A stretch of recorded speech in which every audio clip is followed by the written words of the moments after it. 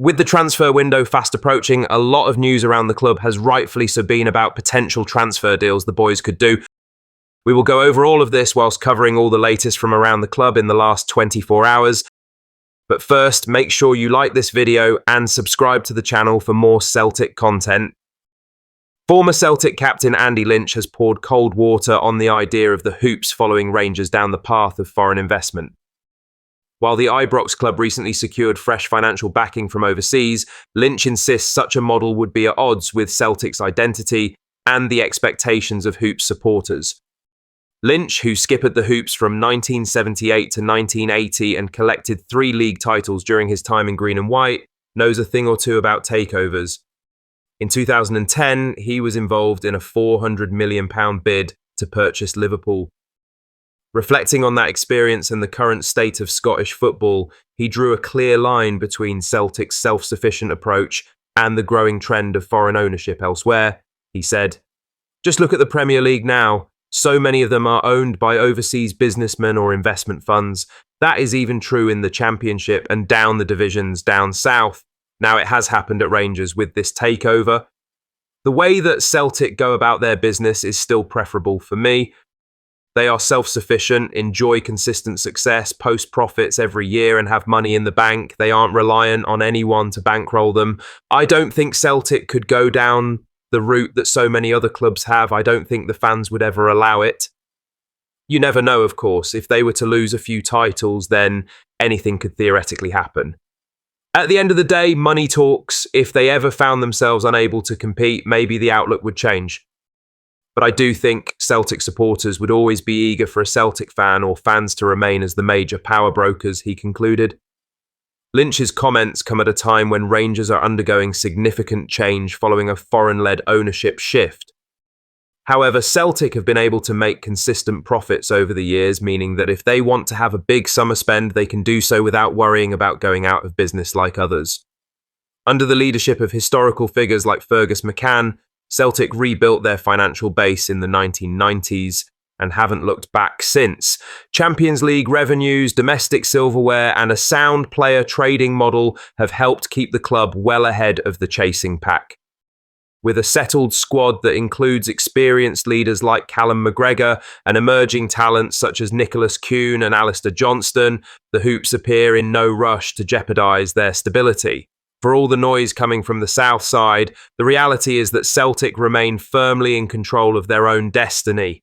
Until Rangers get their managerial house in order and can sustainably match Celtic's performance both on and off the pitch, there's little reason for concern in the east end of Glasgow. Now for the main story, as Celtic midfielder Arne Engels is once again drawing serious attention from Serie A, with Atalanta reportedly reigniting their pursuit of the Belgian playmaker after his debut season in Glasgow. Engels, who joined Celtic from Augsburg last summer for a reported club record £11 million, has faced a lot of criticism over the last year. However, the Serie A side clearly rates him very highly. The 21-year-old has delivered a respectable campaign, registering 10 goals and 13 assists over 52 appearances, establishing himself as a regular starter under Brendan Rodgers. Atalanta had been linked with Engels previously, and their renewed interest comes amid growing uncertainty around the future of their Brazilian midfielder Ederson. The Serie A side are reportedly bracing for bids from multiple European heavyweights, with Liverpool, Manchester United and Manchester City all reportedly preparing offers in excess of €50 million. Juventus and a number of Premier League rivals, including Arsenal, Tottenham and Newcastle, are also monitoring Ederson's situation closely. The expected windfall from an Ederson sale could significantly boost Atalanta's financial firepower, and it's believed they view Engels as a potential successor. However, Celtic are in a strong negotiating position and would demand a fee well north of £20 million for the club's most expensive signing ever. With a contract that still has plenty of time to run until 2028, any deal would have to be on the Hoops' terms.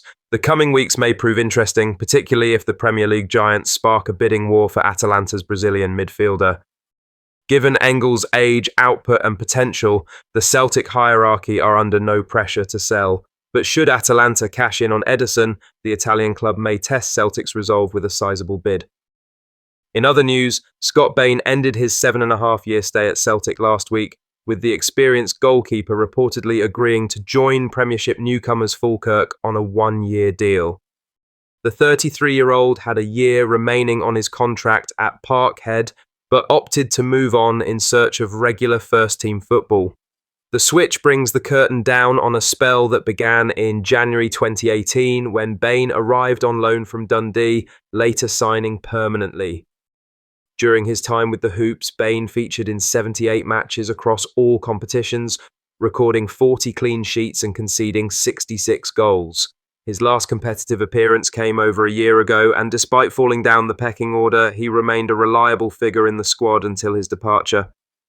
Bain was part of a dominant Celtic era, collecting 7 Premiership titles, 4 League Cups and 5 Scottish Cups.